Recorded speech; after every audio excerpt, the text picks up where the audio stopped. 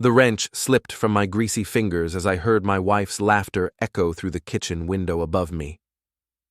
I was lying under my beat-up Ford pickup in our driveway at 11:30 on a Tuesday night, trying to fix a transmission leak that had been dripping oil onto our cracked concrete for weeks. The truck was older than our marriage, but unlike Tara, it had never let me down. Before we dive deeper into this story, I have one small request. Please subscribe, drop a like, comment, and hit that hype button to boost this channel so more people can discover these incredible Reddit stories. Girl, if Grant's not going to upgrade your ride, just find a man who will, came Linda's voice through Tara's speakerphone, clear as a bell in the cool October air. Men are like cars. Trade them in when the warranty's up. I froze, my hand still gripping the socket wrench. Linda Foster had been Tara's best friend since college, a self-proclaimed empowerment coach who sold overpriced supplements online and cheated on her husband every chance she got. She'd been filling Tara's head with poison for months.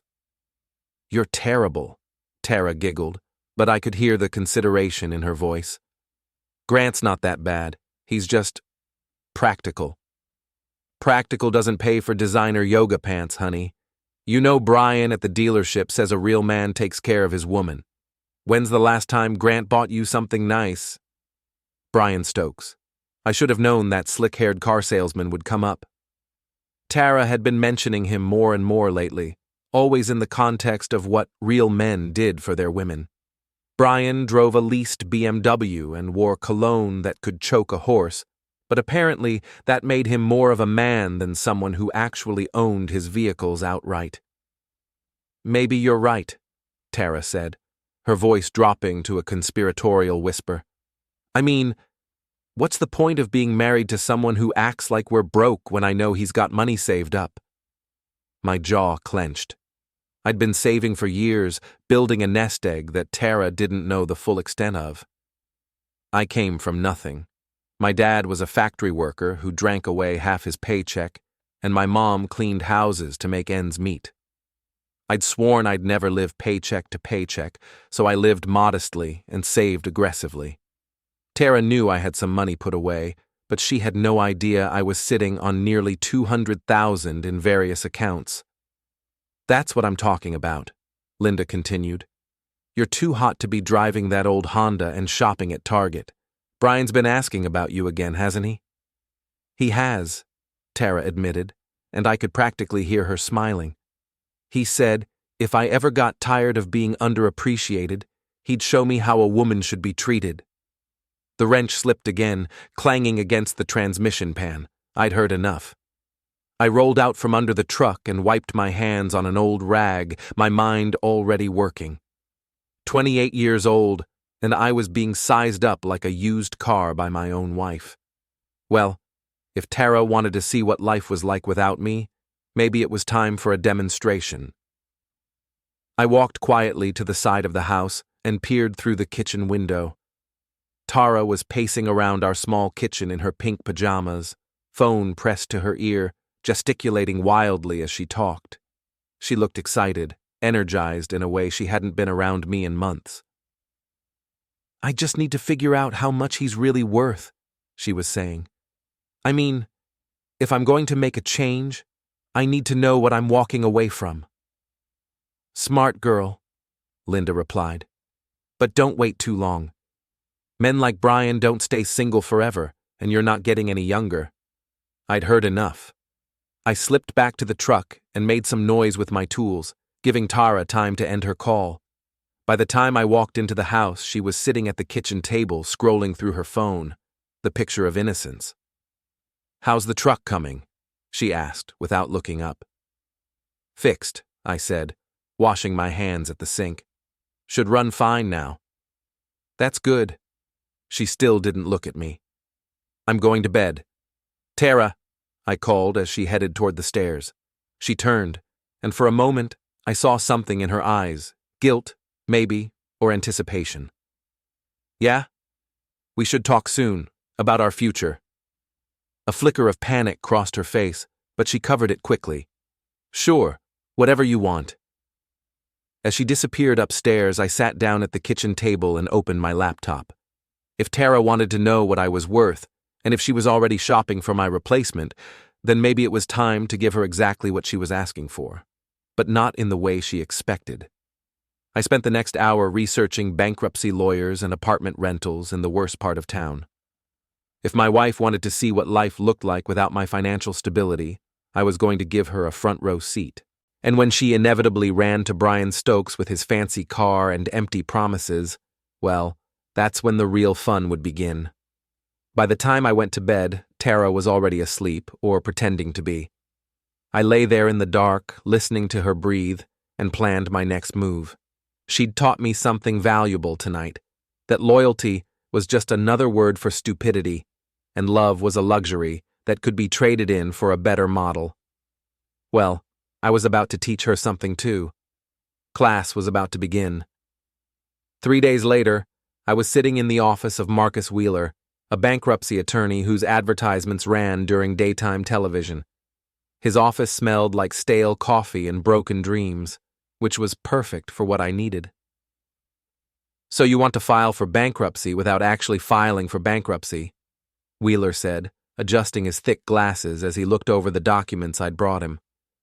"That's unusual." "I need official-looking paperwork," I explained. "Letters from creditors, foreclosure notices, the works. I'm willing to pay cash for your time and discretion." Wheeler was the kind of lawyer who advertised on bus benches and took cases other attorneys wouldn't touch. His ethics were flexible, and his bank account was apparently empty enough that my offer of $2,000 in cash made his eyes light up. "This is for a divorce proceeding?" he asked. "Something like that." He nodded slowly. "I can have everything ready by tomorrow afternoon. But if anyone asks, we never met." "Perfect." That evening, I stopped by the apartment I'd rented on the south side of town. It was a one-bedroom dump in a complex that had seen better decades, but it was exactly what I needed. The kind of place a man might end up after losing everything. I'd paid 3 months' rent in advance and furnished it with items from thrift stores and garage sales. To anyone who looked, it would seem like the desperate refuge of someone whose life had fallen apart. Back home, Tara was getting ready for her evening yoga class. She taught 3 nights a week at a trendy studio downtown, though taught was generous. Mostly she just checked people in and cleaned equipment. Still, it gave her plenty of time to socialize with Linda and, apparently, to text with Brian. "I might be late tonight," she said, applying lip gloss in the hallway mirror. "Linda wants to grab drinks after class." "Sure," I said, not looking up from my laptop. "I've got some work to catch up on anyway." She paused, studying my reflection in the mirror. "Is everything okay? You've seemed distracted lately." "Just work stuff. Nothing to worry about." But she was worrying. I could see it in the way she kept glancing at me, the way her fingers drummed against her purse strap. Good. A little anxiety would make what came next even more effective. After she left, I got to work. I'd been documenting Tara's communications with Brian for weeks, ever since I'd figured out her phone password. The screenshots I'd collected painted a clear picture of a woman who saw her marriage as a financial arrangement and was actively shopping for an upgrade. My favorite was from 2 weeks ago.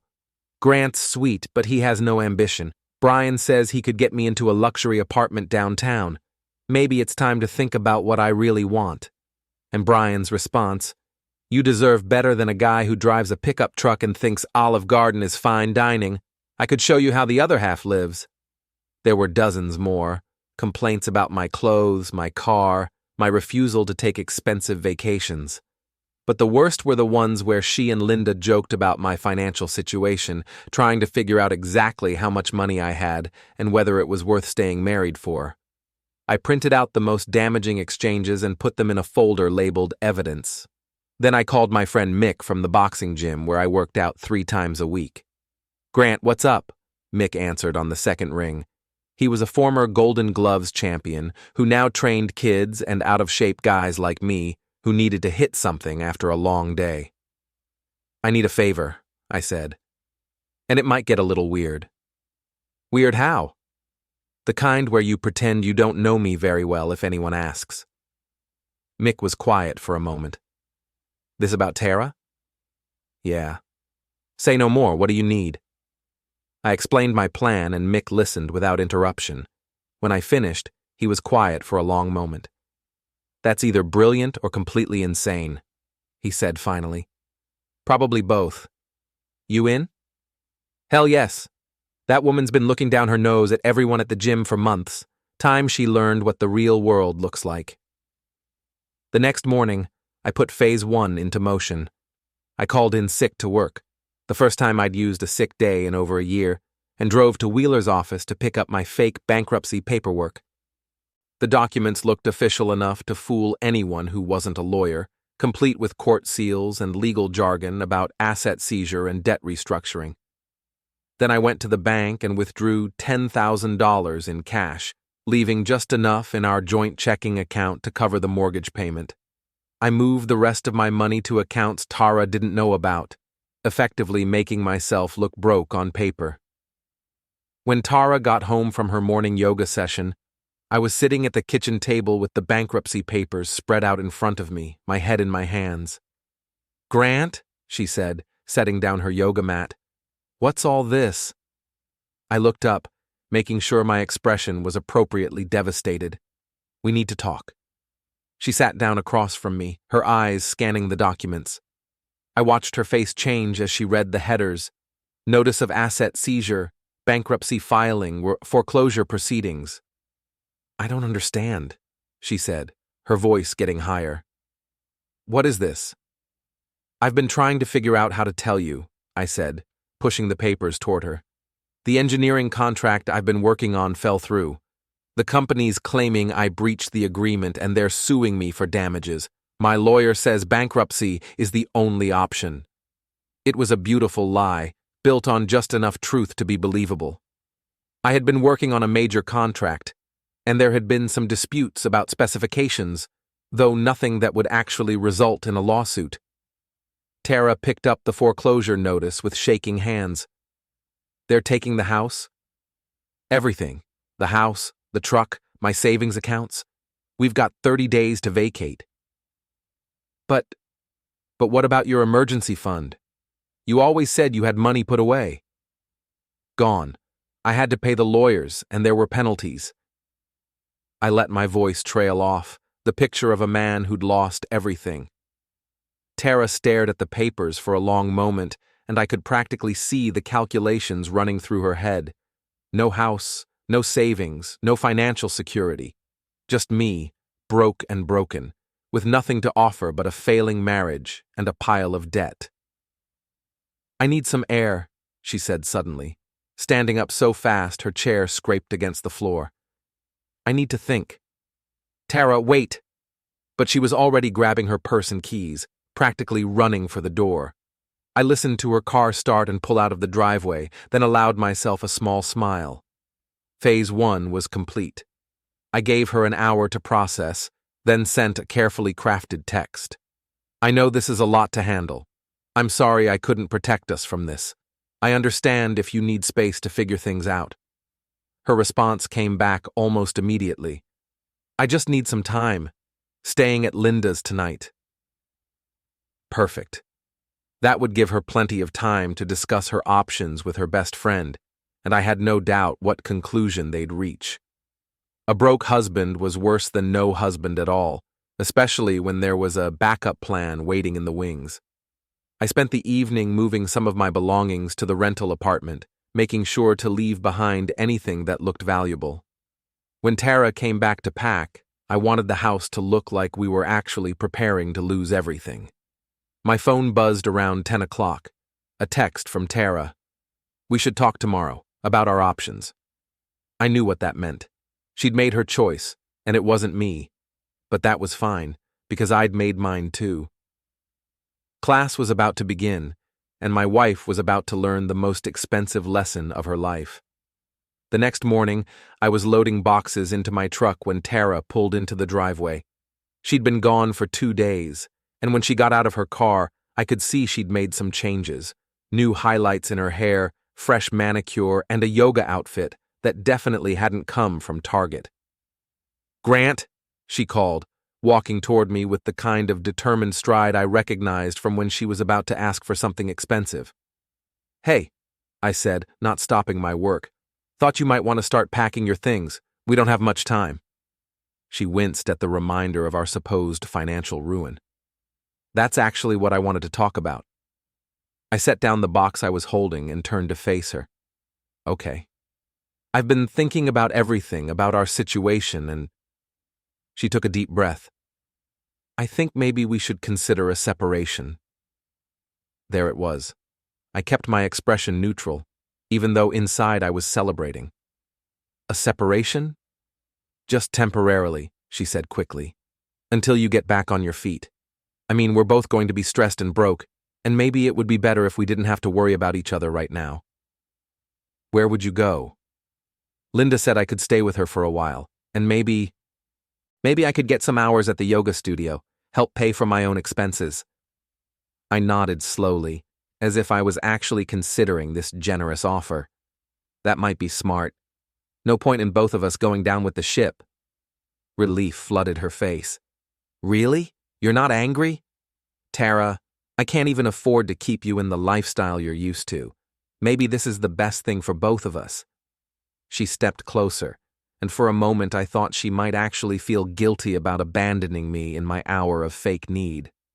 But then she said, "I want you to know this doesn't mean I don't care about you.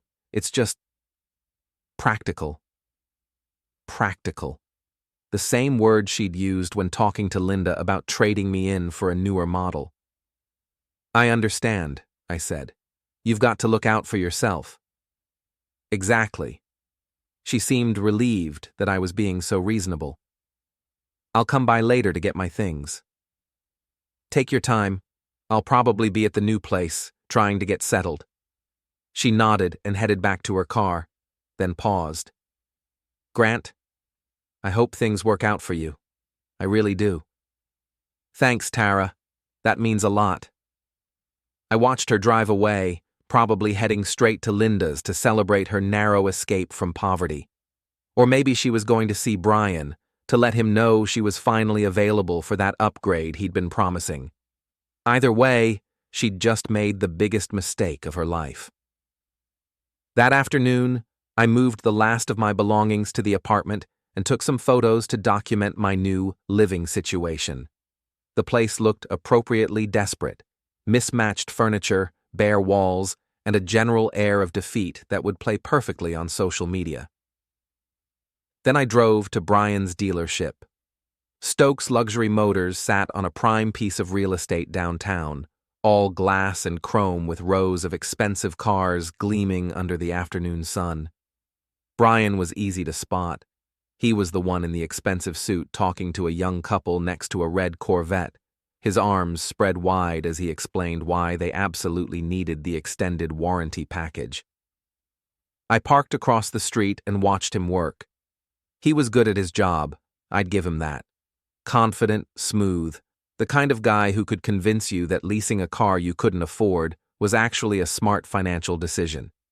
He had the look women like Tara went for, tall, well-groomed, with the kind of artificial charm that came from years of practice. My phone buzzed, a text from Tara. "Getting my things now. Hope you're settling in okay." I smiled and typed back. "It's an adjustment, but I'll manage. Thanks for understanding." What I didn't tell her was that I was sitting in my backup car, a pristine 2019 Mustang GT that I'd bought 6 months ago and kept in a storage unit across town. It was my little secret, along with the Rolex in the glove compartment and the $10,000 in cash I'd withdrawn from my hidden accounts. But Tara would find out about all of that soon enough. I waited until Brian finished with his customers, then walked into the showroom. He spotted me immediately, and I could see the recognition in his eyes. He knew who I was. Tara had probably shown him pictures. "Can I help you?" he asked, walking over with his salesman smile firmly in place. "Just browsing," I said, running my hand along the hood of a silver BMW. "Nice cars you've got here." "The best. You looking for anything in particular?" Actually, I was thinking about trading up. My wife's been after me to get something nicer. I looked him directly in the eyes. You know how women are. They want their men to look successful. His smile faltered slightly. Your wife? Tara Weller. She mentioned you work here. The color drained from his face, but he recovered quickly. Oh, right. Tara from the yoga studio. Nice lady. She is very appreciative of the finer things in life. I walked around the BMW, taking my time. What would something like this run me? Well, that depends on your credit situation, down payment, that sort of thing. Let's say money's no object. I recently came into some unexpected resources. Brian's confusion was obvious. This wasn't the conversation he'd been expecting to have with the broke husband of the woman he was trying to steal.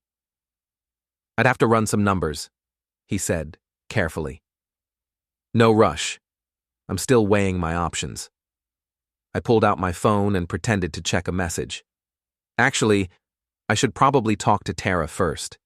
We make all our big decisions together. You know how it is. Happy wife, happy life. I headed for the door, then turned back. Oh, and Brian, thanks for being such a good friend to my wife. It's nice to know there are still decent guys out there who respect the sanctity of marriage. I left him standing there, mouth slightly open, trying to figure out what had just happened. Phase 2 was complete. Now it was time for the real show to begin. That evening, I posted a photo on social media, me standing next to the Mustang, keys in hand, with the caption, "Sometimes life surprises you. New car, new opportunities, new beginnings. Blessed die new chapter." Within an hour, my phone started ringing. The first call was from Mick. "You beautiful evil bastard," he said when I answered. "Please tell me you're documenting all of this." "Every second. This is better than pay-per-view." The second call was from my brother Dave, who lived 2 states away. "Dude, what's with the car? Thought you were going through some financial trouble." "Things turned around quickly," I said. "Funny how that happens sometimes." The third call was from Tara. "Grant?" Her voice was tight, confused. "I saw your post. Where did you get that car?" "It's a long story," I said. "The bankruptcy lawyer found some loopholes. Turns out I'm not as broke as we thought." Silence on the other end of the line. "Tara, you still there?" Yes, I'm here. That's great news." "Yeah, it really is. I was thinking maybe we should talk. About us, about the separation, now that my situation has changed." She was struggling, trying to figure out how to navigate this unexpected development. "Maybe we should wait until things settle down." "Sure. Take all the time you need. I'm not going anywhere." After I hung up, I sat in my real apartment, the nice one I'd never given up, the one Tara didn't know about, and opened a bottle of expensive whiskey. The game was afoot, and my wife was about to learn that some lessons come with a very high price tag. My phone buzzed with a text from an unknown number. "We need to talk. Brian." I smiled and typed back, "I couldn't agree more." The final act was about to begin. The next morning, I was at Mick's gym, working the heavy bag, when my phone rang. It was my friend Dave from work, and he sounded confused. "Grant, what the hell is going on? Tara just called me asking about your financial situation." I stopped punching and grabbed a towel. "What did you tell her?" "Nothing, because I don't know anything. She seemed to think you'd lost everything, but then she saw your social media posts, and now she's asking if you've been lying to her about money." "What did she say exactly?" "She wanted to know if you'd ever mentioned having savings accounts she didn't know about, or investments, stuff like that. She seemed pretty desperate to get information." I smiled grimly. Tara was starting to realize she might have made a massive mistake, but it was too late for damage control now. "Thanks for the heads up, Dave. And if she calls again, just tell her you don't know anything about my finances." "Will do, but seriously, what's going on?" "Let's just say my wife is about to learn some hard truths about loyalty." After I hung up, Mick walked over with 2 cups of coffee. Trouble in paradise? She's starting to panic. Called my coworker fishing for information about my money. Good. Let her sweat. Mick handed me a coffee and sat down on the bench next to me. You know, I never liked her. Always acted like she was too good for this place, too good for your friends.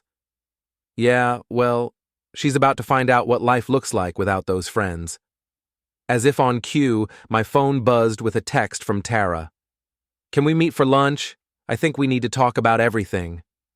I showed the message to Mick, who laughed. She's in full panic mode now. Good, let her panic a little longer. I typed back, sorry, busy today, maybe later this week. Her response was immediate. Grant, please, this is important. I ignored it and went back to my workout. Let her wait. Let her wonder. Let her start to understand what it felt like to be dismissed and discarded. That afternoon, I decided to pay a visit to Linda Foster. If Tara was the student, Linda was definitely the teacher, and it was time for the instructor to face some consequences. Linda lived in a McMansion in the suburbs, the kind of place that looked impressive from the street but was mortgaged to the hilt. Her husband Rick worked in insurance and traveled constantly, which gave Linda plenty of opportunities for her extracurricular activities. I rang the doorbell, and Linda answered wearing workout clothes that probably cost more than most people's rent. Grant, she said, clearly surprised to see me. What are you doing here? I wanted to thank you, I said with a smile. Thank me? For being such a good friend to Tara, for helping her see what she really wanted out of life. Linda's eyes narrowed. She was smart enough to recognize sarcasm when she heard it. I don't know what you mean. Sure you do. All those late-night phone calls, all that advice about trading up for a better model. You really opened her eyes. Tara makes her own decisions. Of course she does, with a little guidance from her wise, experienced friend. I leaned against the doorframe. Tell me, Linda, does Rick know about your philosophy on marriage? About how men are just cars to be traded in when the warranty expires? Her face went pale. I think you should leave. In a minute. First, I wanted to ask about Brian Stokes. How long have you been setting up your friends with him? Is this like a regular service you provide, or was Tara special? You're crazy. Maybe, but I'm also very thorough. I pulled out my phone and showed her a screenshot of one of her text conversations with Tara. You really should be more careful about what you put in writing. Linda stared at the screen, her mouth opening and closing like a fish. Here's what's going to happen, I continued. You're going to stop giving Tara advice about her marriage. You're going to stop introducing her to your boyfriend's friends, and you're going to start being honest with your own husband about what you do when he's out of town. You can't prove anything. Can I? I scrolled through more screenshots. You know, Rick seems like a decent guy. I bet he'd be very interested to see these conversations, especially the ones where you're bragging about your afternoon activities while he's working to pay for this house. Linda's face crumpled. What do you want? Nothing. This is just a friendly warning. Stay out of my marriage, Linda. Focus on your own problems. I turned to leave, then paused. Oh, and Linda? You might want to call Tara. I think she could use a friend right about now. A real friend. That evening, I finally agreed to meet Tara for dinner. She suggested a nice restaurant downtown, but I countered with a diner near my fake apartment. If she wanted to talk, we'd do it on my terms. She was already there when I arrived, sitting in a corner booth, nervously shredding a napkin. She'd dressed up, nice blouse, jewelry, makeup, like she was going on a job interview. Grant, she said, as I slid into the seat across from her. Thank you for coming. No problem. You said it was important. She took a deep breath. I think I made a mistake. Which mistake would that be? Leaving. Asking for a separation. I was scared about the money situation, and I wasn't thinking clearly. I nodded and picked up the menu. The meatloaf's supposed to be good here. Grant, I'm trying to apologize. I heard you. Apology accepted. I looked up from the menu. Anything else? She stared at me, clearly expecting a different reaction. I want to come home. Home to what? The house we're losing? The apartment I can barely afford? But your car, your social media posts. It seems like things have improved. Some things have improved, others haven't. I don't understand. I set down the menu and looked at her directly. My financial situation got better, Tara. My marriage situation is still pretty bad. We can fix that. We can work on us. Can we? Because I'm trying to remember the last time you wanted to work on us when you thought I was broke. She flinched. That's not fair. Isn't it? You left me, Tara. When you thought I had nothing, you walked away without looking back. Now that you think I might have something worth sticking around for, suddenly you want to work on our marriage. I was scared. No, you were calculating. There's a difference. The waitress came by, and I ordered coffee. Tara asked for water, her appetite apparently gone. I know how this looks, she said after the waitress left. But I do love you. Do you? Or do you love what you think I can provide? It's not that simple. It's exactly that simple. When you thought I was worth something, you stayed. When you thought I was worthless, you left. Now that you're not sure which one is true, you want to hedge your bets. Tears started forming in her eyes. Grant, please, I made a mistake, but we can fix this. Some mistakes can't be fixed, Tara. Some lessons can't be unlearned. I stood up and pulled out my wallet, leaving a 20 on the table. Where are you going? Home, to my apartment, alone. I looked down at her one more time. You wanted to see what life looked like without me, Tara. Now you get to find out. As I walked away, I could hear her crying. Part of me felt bad for her, but a bigger part remembered the sound of her laughing with Linda about trading me in for a better model. Some lessons hurt. This one was going to hurt a lot. 2 weeks later, I was sitting in my real apartment, the one Tara had never seen, when my phone rang. It was Brian Stokes, and he sounded desperate. We need to meet, he said without preamble. Do we? Look, I don't know what game you're playing, but it needs to stop. I'm not playing any games, Brian. I'm just living my life. Bullshit. You've been messing with me, and I want it to stop. I smiled. The past 2 weeks had been very productive. I'd made several more visits to Brian's dealership, each time asking pointed questions about his relationship with married women. I'd also made sure that certain screenshots of his text conversations with Tara had found their way to his boss, along with information about his habit of pursuing married customers. I don't know what you're talking about, I said innocently. Meet me tonight. The warehouse district, near the old textile plant. 10 o'clock. That sounds ominous. Just be there. He hung up, and I sat back in my chair, considering my options. Brian was clearly at the end of his rope, which meant it was time for the final lesson. But first, I had one more stop to make. I drove to the yoga studio where Tara worked. Through the window, I could see her at the front desk, looking miserable as she checked in the evening class participants. She'd lost weight over the past 2 weeks, and there were dark circles under her eyes. I walked in, and her face lit up when she saw me. Grant, what are you doing here? I wanted to see how you were doing. I'm okay.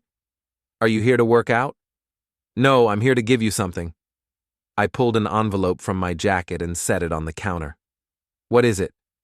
Divorce papers. I thought you should be the first to know. Her face went white. Grant, no. We can work this out. We had our chance to work it out, Tara. You chose differently. But I made a mistake. I was scared and stupid, and I'm sorry. I know you are. You're sorry you got caught, sorry you made the wrong bet, sorry you picked the losing horse. But you're not sorry about who you are or what you did. Tears were streaming down her face now. That's not true. Isn't it? Tell me, Tara, if I was actually broke, if I really had lost everything, would you still want to work on our marriage? She opened her mouth to answer, then closed it again. That's what I thought. I turned to leave, then paused. Oh, and you might want to find a new friend. Linda's got her own problems to deal with now. I left her crying at the front desk and drove to my meeting with Brian.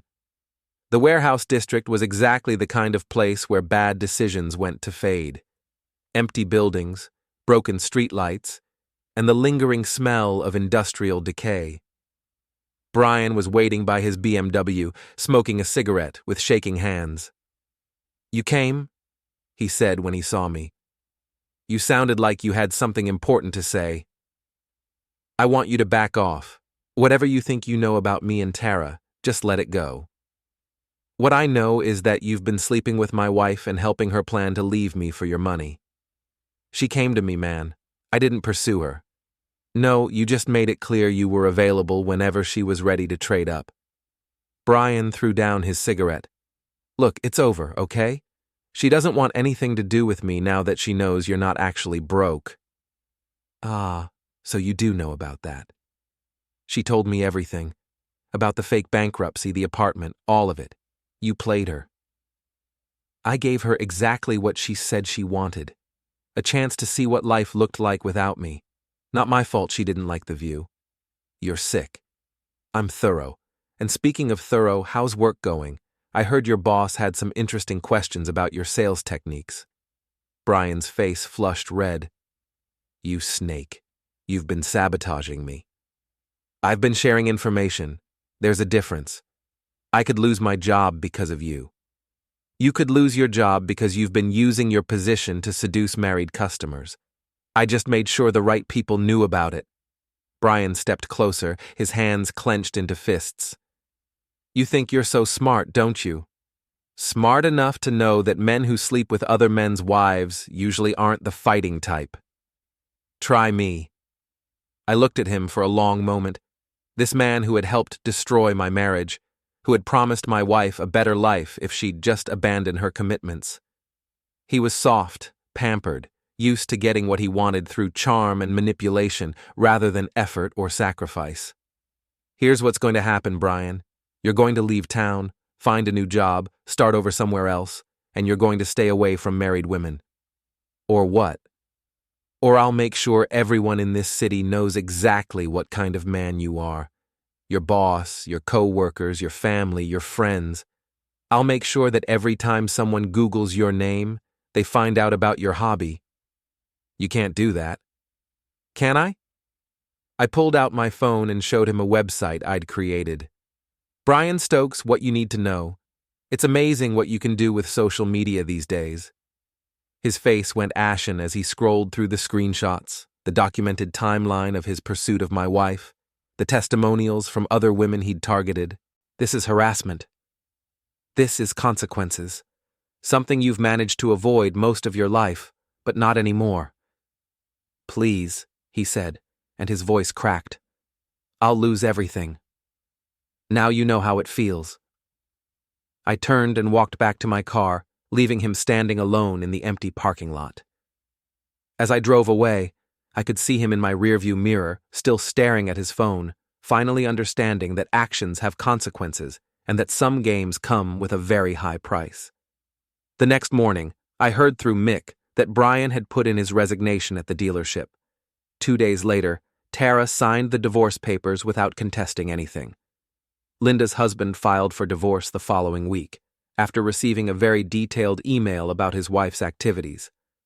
I kept the fake apartment for another month, just in case anyone was still watching, then quietly moved back to my real life. I sold the house I'd shared with Tara and bought a smaller place across town, somewhere without memories of betrayal and broken promises. 6 months later, I ran into Tara at the grocery store. She was working as a cashier, wearing a name tag and a forced smile. She looked older, tired, like someone who had learned a hard lesson about the difference between love and opportunity. "Grant," she said when she saw me. "How are you?" "I'm good, Tara. Really good." "I heard you got promoted at work."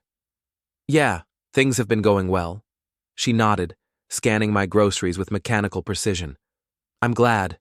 You deserve good things. We all get what we deserve eventually. She looked up at me then, and I could see that she finally understood. The lesson was complete. Your total is $43.50, she said quietly. I handed her $50 and told her to keep the change. As I walked away, I could feel her watching me, probably wondering what might have been if she'd made different choices. But that was her burden to carry now. I'd taught her everything I could. The last lesson was over.